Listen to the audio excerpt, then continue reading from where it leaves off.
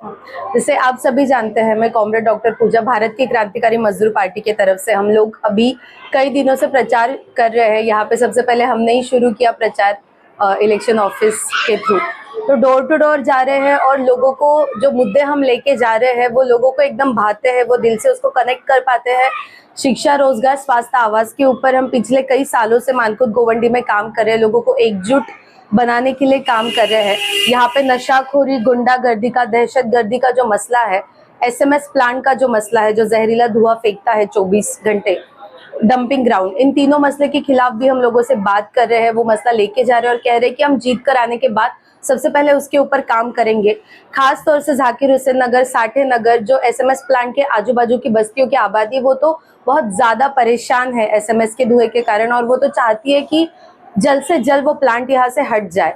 और हम उसके साथ साथ एक क्रांतिकारी मजदूर वर्गीय राजनीति भी लोगों के बीच में लेके जाते हैं।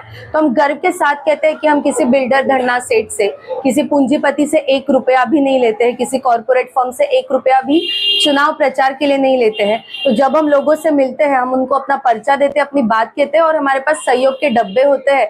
उससे हम लोगों को उनकी मेहनत की कमाई से 10, 20, 50, 100, 500 रुपए देने के लिए भी कहते हैं। एक सहयोग उनके खून पसीने की गाड़ी कमाई से, कुर्बानी के जज्बे के साथ लोग वो देते हैं। और हमारा पूरा प्रचार, जो भी हमने पर्चे बांटे हैं, वो सब कुछ और सारा जो प्रचार है वो उन्हीं मेहनत कशों की गाड़ी कमाई पे हमने खड़ा किया है। क्योंकि हमारा ये उसूल है, जो जिसका खाता है वो उसके गुण गाता है। हमें जनता का काम करना है, तो हम सिर्फ और सिर्फ जनता के दम पे काम करते हैं। इसलिए हम लोगों से कहते हैं कि आप आंखें मूंद कर मजदूर पार्टी को मुझे चुन सकते हैं। हमारा करनी थापी चुनाव चिन्ह है, क्योंकि हमने किसी चुनावबाज पार्टी से, किसी धन्ना सेठ बिल्डर से 1 रुपया नहीं लिया। तो हम सिर्फ और सिर्फ जनता का ही काम करेंगे, आज तक करते आए हैं। मैडम, आपके सामने काफी बड़े बड़े दिग्गज लोग खड़े हैं, डर नहीं लग रहा आपको? डरने की कोई बात नहीं है। जब आप एक जज्बे के साथ, जब आपको जनता की सेवा करनी होती है, आपको जिस समाज में आप रहते हो उस समाज में आपको बदलाव चाहिए होता है, और सबसे बड़ी बात, अगर आप सही और न्याय के पक्ष पे खड़े होते हो तो डर तो बिल्कुल नहीं लगता है। तो सामने वाले जो भी पार्टी है, वो कितनी भी दिग्गज हो, पर अभी यहाँ पे जो समाजवादी पार्टी का राज रहा है, उधर उसके जो विधायक अबू आजमी रहे हैं, 15 सालों पे लोग बता देंगे, बच्चा बच्चा बता देगा कि 15 साल में यहाँ पे कुछ भी काम नहीं हुआ है। तो बेशक ये काम नहीं करेंगे तो फिर और नए चेहरे उतरेंगे, नए लीडर्स खड़े होंगे, नए लोग खड़े होंगे, जो जनता को अपील करेंगे और जो जनता को एकजुट करके अपने हक अधिकारों के लिए आंदोलन खड़ा करने के लिए, सड़क की लड़ाई खड़ा करने के लिए आह्वान करेंगे। और वही काम हम करते हैं। और हम जनता की पहलकदमी पे विश्वास रखते हैं कि जनता के एकजुटता के बलबूते पे हमें हमारे सारे मूलभूत अधिकार हासिल हो सकते हैं। फिर वो साफ पानी का अधिकार हो गया, अभी बिजली बिल इतना ज्यादा बढ़ा है, अगर इंसान 4-5 हजार रुपए महीने का बिजली बिल भरेगा तो वो क्या खाएगा। यहाँ मानकुद गोवंडी में ऐसे सारे मेहनतकश लोग रहते हैं जो पूरे मुंबई को चमकाते हैं, मुंबई में सारा काम करते, दिहाड़ी का काम करते, रिक्शा चलाते हैं, गाड़ी चलाते हैं। तो आज उनकी जिंदगी बहुत बेहाल है। तो एक तरफ ऐसा है कि जो पूरे मुंबई को खड़ा करते हैं, वही नरक के समान जिंदगी जी रहे हैं, और वही हमें मंजूर नहीं है। किस बड़े मोटिव को लेकर आप मैदान में उतरे हैं? हमारा यही कहना है कि आज जनता के अधिकार के लिए, और अगर हम मानकुद गोवंडी की बात करें तो नशाखोरी, डंपिंग, एसएमएस यहाँ से हटाने के लिए हम ये बोलते हैं कि जीत कर आने के बाद हम जनता के साथ कंधे से कंधा मिलाकर जमीनी संघर्ष खड़ा करेंगे। और यहाँ पे हम खोल के दिखाएंगे बढ़िया से बढ़िया सरकारी स्कूल, बढ़िया सरकारी अस्पताल, अच्छी साफ सुथरी सड़कें, साफ गटर नाली चेंबर, साफ पीने का पानी 24 घंटा। और ये जनता के बहुत मूलभूत अधिकार है। अगर कोई आमदार चाहता है तो ये बहुत आसानी से वो कर सकता है, पर ये उनके मूलभूत अधिकार भी जनता को मुहैया नहीं कराए जाते हैं। तो बस वही हमारे मसले, वही हमारे मुद्दे, उनके ऊपर हमें काम करना है। शिक्षा, रोजगार, स्वास्थ्य, आवास के अधिकार के लिए, नशाखोरी, डंपिंग, एसएमएस प्लांट के खिलाफ। ये जो आप बोल रहे हैं, ये तो सभी कैंडिडेट इसी के ऊपर चर्चा कर रहे हैं और इसी को लेके लोगों तक जा रहे हैं। आपने और उनमें फर्क क्या रहा? जैसे ये जो सारी पार्टियां है और जो सारे कैंडिडेट्स यहाँ पे ये पूरे सवाल लेके आ रहे हैं, मुद्दे लेके आ रहे हैं, नशाखोरी, गुंडागर्दी और जो भी मुद्दे लेके आ रहे हैं, तो मुझे लगता है कि जनता ने सबसे पहले इन सबको सवाल पूछना चाहिए कि आपका फंडिंग कहाँ से आता है। जैसे आपकी पार्टी कौन सी है, मेहनत कशों की पार्टी कौन सी है, पहचानने के 2 तरीके होते हैं। सबसे पहले आपका फंडिंग कहाँ से। आप तो एक विधायक हो, विधायक के तौर पे आपको 70-80 हजार रुपए वेतन मिलता है, तो आप करोड़ों रुपए कहाँ से खर्च करते हो, है ना। दूसरा कि आपके पार्टी में जो शामिल लोग हैं, जो कार्यकर्ता है, उन्होंने जनता के लिए क्या किया है? क्या उन्होंने अपनी जिंदगी जनता के प्रति समर्पित की है? क्या उनके उसूल क्या है? वो जनता के शिक्षा, रोजगार, स्वास्थ्य, आवास के अधिकारों को लेकर क्या बात करते हैं?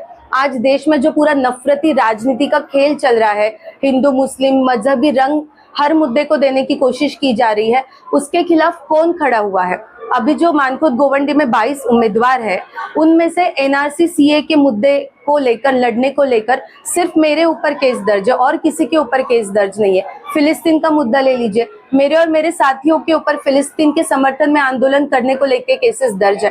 तो इसका दूसरा मतलब ये भी है कि नेता वही सही होता है जो जनता के कंधे से कंधा मिलाकर जनता के मुद्दों के लिए रास्ते का संघर्ष खड़ा करे और उस संघर्ष में शामिल होते हुए लाठी काठी से ना डरे, गोलियों वाटर कैननों से ना डरे, केसेस लेने से ना डरे। तब जनता भी बहुत दिल खोल के उन लोगों को प्यार करती है, उन पे अपना विश्वास जताती है, उनका साथ देती है। इसलिए हमें मिलने वाला हर एक वोट ऐसा वोट है जो बिका हुआ वोट नहीं है, जो सिर्फ और सिर्फ हमारे विचारों से और ईमानदारी से जो वोट प्रभावित हुए हैं वही वो वोट है। वो कोई बिका हुआ वोट नहीं है, जाति धर्म का अफीम चटाकर मांगा हुआ वोट नहीं है। आपने कहा कि गोवंडी में गुंडागर्दी बहुत ज्यादा है, बिल्कुल। देखिए, ये तो राह चलते कोई भी देख सकते हैं और ये गुंडागर्दी दहशतगर्दी के खिलाफ तो हर किसी ने आवाज उठाना चाहिए। राह चलते लड़कियों औरतों को छेड़ा जाता है, आपको ये मसला पता होगा। राजनीतिक कार्यकर्ता, मैं मेरे साथी गटर नाली के मसले को लेकर गए थे, हम फहाद आजमी समाजवादी पार्टी के समाजवादी पार्टी का नगर सेवक है, उनके कार्यालय पे गए थे तो हमको मारा पीटा गया, कपड़े फाड़े गए। तो हम बोलते कि ये बहुत ही खराब घिनौनी बात है और ये गुंडागर्दी बिल्कुल नहीं सही जाएगी। इसके खिलाफ पुरजोर तरीके से हम आवाज उठाते आए हैं, लड़ाई खड़ी करते आए हैं और आगे भी करते रहेंगे। मैडम, उन्होंने बताया है कि मैंने पूजा मैडम के ऊपर हाथ पर नहीं उठाया। ये साफ झूठ बात है। जिन्होंने भी सारे वीडियोस देखे और दिन के उजाले में ये घटना घटी, पूरे भर रास्ते पे सब लोग मौजूद थे, सबने वो देखा है और ये सब जानते हैं। वो अभी कितना भी लीपापोती कर ले, उनको भी पता है इससे उनका बहुत बड़ा नुकसान हो रहा है, इसलिए अभी झूठ बोलने पे उतर आए हैं। उन्होंने झूठे केसेस दाखिल किए हमारे ऊपर, उल्टे केसेस डाले, हमको जेल जाना पड़ा। मेरे साथी जेल जाके आए हैं। इस तरीके का केस हुआ आपको? उन्होंने 354 का केस डाला, वहां पे एक महिला को उन्होंने भेजा जिनसे हम कभी जिंदगी में मिले नहीं थे और उन्होंने हमारे ऊपर केसेस किया कि हमने उनके ऊपर जबरदस्ती की, उनके कपड़े खींचे, ताने वगैरह वगैरह। एक जनता को एक आखिरी संदेश। जनता को मैं यही कहना चाहती हूँ कि दारू, बिरयानी के पैकेट, पैसे के पैकेट, साड़ी, लाडली बहन योजना, ये सारे जो लालच है, इससे हमको बेवकूफ बनना अभी बचना होगा। आजादी के 77 साल बहुत होते हैं बेवकूफ बनते रहने के लिए, मूर्ख बनते रहने के लिए। इन सब पे इस लालच में आके हम अपना वोट बेच के हम अपनी और अपने बच्चों की आने वाले 5 साल तक की जिंदगी, भविष्य हम अपने हाथों से उसको जला देते हैं, उसको गड्ढे में डाल देते हैं। तो मैं सारे जनता से यही कहना चाहूंगी कि इस बार आप जाइए, वोट कीजिए, मुद्दों के लिए वोट कीजिए। आपके लिए कौन लड़ सकता है, कौन आज तक आपके लिए खड़ा हो रहा है, उसको वोट कीजिए और सच्चाई के लिए वोट कीजिए। और सबसे बड़ी बात, सारी जो अमीरजादों, धन्ना सेठों, ठेकेदारों की पार्टियां हैं, उनको नकारिए। सारी वो पार्टियां जो आपके बीच में जाति धर्म के मसले लेके आती है, उनको ना करिए। याद रखिए, कोई भी जाति धर्म का रहनुमा बनने का जो दावा करता है, वो उस जाति धर्म के गरीब जनता के लिए कुछ भी नहीं करता है। तो फिर वो केंद्र में बैठी सरकार हो, मोदी सरकार हो, जो हिंदुओं का रहनुमा बनने का दावा करती पर गरीब हिंदुओं के लिए कुछ नहीं करती, और यहाँ पे बैठे जो मुसलमानों का रहनुमा बनने के दावा करते, वो मुसलमान गरीब जनता के लिए कुछ नहीं करते।